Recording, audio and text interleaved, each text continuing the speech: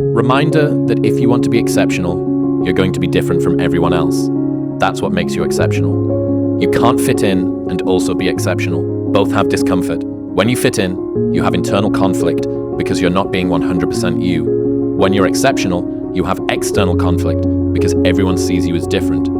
Pick one. When your friends start to say, "You've changed," remember it's because they don't know how to say, "You've grown." I define words a lot because it helps me kind of like make sense of the world. Like exceptional is like an obvious one, right? We use the word exceptional like you are not like everyone else. But even saying it like that, like you are not like everyone else. And so if someone says you're not like everyone else, then you can just reframe that as like, I am exceptional. I think most people have the potential to be exceptional.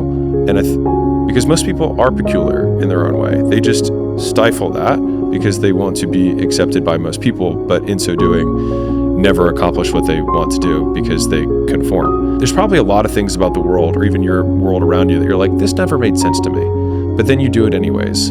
And I think that a lot of innovation and a lot of what makes people exceptional is feeling, thinking that thought or seeing that thing and then being like, I don't think I'm going to follow that rule anymore.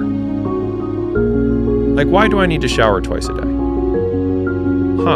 Like, I don't know, like, why do I need to wear different clothing? Like, there's just a lot of these social norms that people, usually pass down to us or they're, bred into us in high school and college and things like that. You've changed. It's because they don't know how to say, "You've grown." And because they see so few people who have, so it makes sense that they don't have that. So I see that as a lack of skill, not malice. Like, it's not that they're bad people, they just don't even know it because so few people do change. Yeah. So few people do grow. It's brilliant. I'm astounded by how many people want to be spectacular in life but also want to be normal. By being normal, you are, by definition, aiming for average. Normal people get normal results. Exceptional people get exceptional results. You literally can't do what everyone else does and expect to not get what everyone else has got.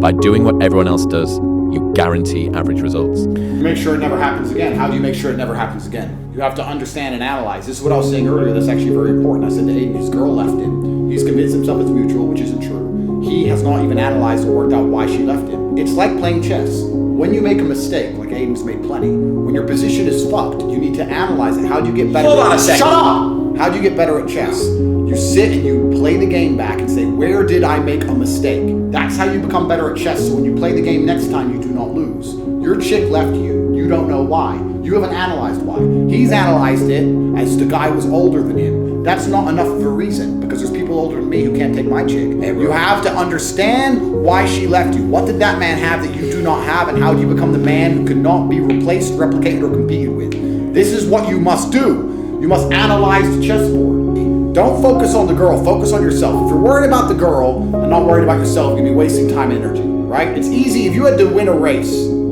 Abraham Lincoln said it. If I had 6 hours to chop down a tree, I'd spend the first 5 hours sharpening my axe. It's the same with nearly everything in life. The better you become as a man, the easier everything else becomes. You don't want to spend all your time trying to pull girls because you ain't worth shit. You can spend all that time becoming worth shit, and then you can pull girls quickly and easily.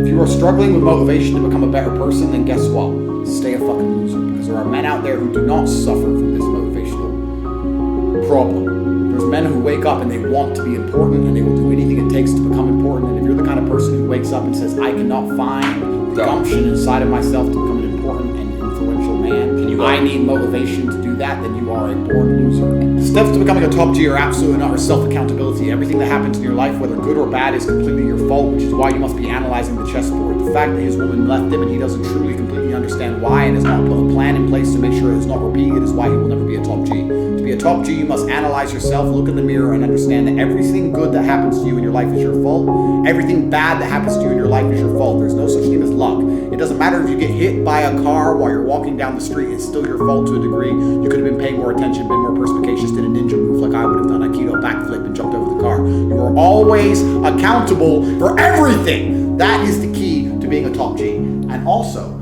then the universe favors you because everybody else in your life understands you. You are that person of absolute competence and responsibility and accountability. Every person who knows me comes to me and they know I can fix any problem. I am that guy because they know that I self-analyze. My entire life is an analysis. Every single tiny mistake I perhaps have ever made has been analyzed to the point where I make sure I don't make it again. That's the beauty of chess. There's no such thing as luck. Every single thing that happens to you, Regardless of how you lose the game, at some point in the game you must have made a mistake to lose. Even a tiny one, even if it was many, many moves before.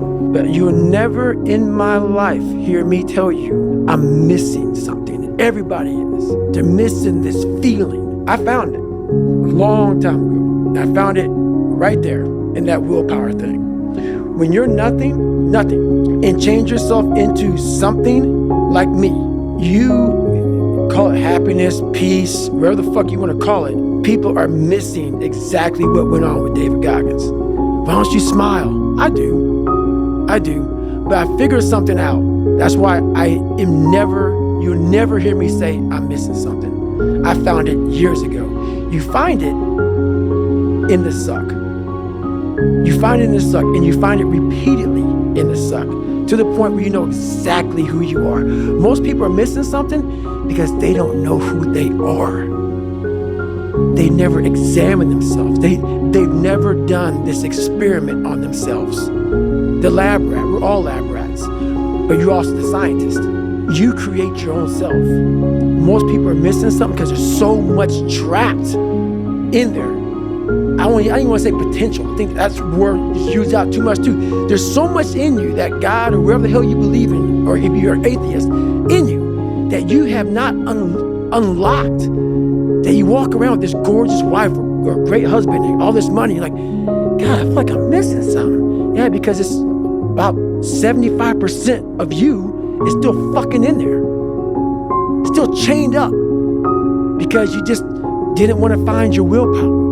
Didn't want to find your soul, your will, your heart, your determination, your guts, your courage. The normal man is not acceptable in this hyper-competitive world. Normal means in the middle. Middle is not good enough. You must be the top 10%. The top 10 percentile, especially as a man. All the women want the top 10%. All the money goes to the top 10%. All the status goes to the top 10%. You cannot be a normal man anymore. Perhaps 50, 60 years ago, you could be a normal man with a normal job, have a normal life, and a normal wife, and a normal house, and a normal car, and be happy. But the world we are now living in is proving that being a normal man is nothing more than slavery. Only men on this earth who are happy in the modern world of hyper-competitiveness are exceptional individuals. Men like me, I am happy because my reality is perfect, because I am perfect. I am an exceptional man. If you're a normal man, nothing awaits you besides misery and pain. The only possible human experience as a man who's worth living is a man of exceptionalism. You can't be normal anymore. It's going to get worse as time goes on, as social media and cloud and money and all this garbage continues to pollute society. Every single woman wants the famous, rich, super important, tall, strong, fucking handsome, top cheese. Being a normal dude ain't gonna cut it. You know the problem with being a normal dude? I'll tell you the problem. If you're a normal guy, your chick fucks normal guys.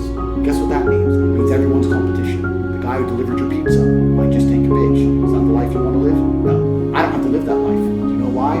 Because there's nowhere to replace me. When something sucks so bad in life, this is on this that we're talking about now, very few people want to go back. They're happy they graduated. I realized I'm the same way. I don't want to go back. I have to go back. I must go back. Because that is exactly where all the knowledge of my life exists.